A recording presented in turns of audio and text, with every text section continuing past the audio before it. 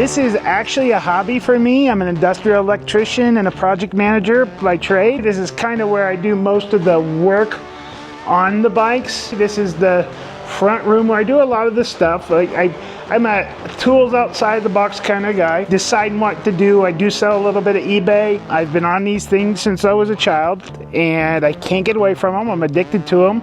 So if you look over here, you'll see I like to kind of have everything at my hands, ready to go. I raced throughout my 20s, and that was flat track, road race, drag race, Enduros. I'm a member of ARMA, which is the American Historic Road Racing Motorcycle Association, which you guys should all go and watch whenever they're in a city near you. This is a secondary shop I have to my main shop where I do industrial electrical work in power plant development. This is a Sportster 1200 that I will eventually, that I'm kind of working on right now to decide what to do. I have a strong interest and have been nuts about vintage racing motorcycles. Come on in and I'll show you what's going on, how I set things up.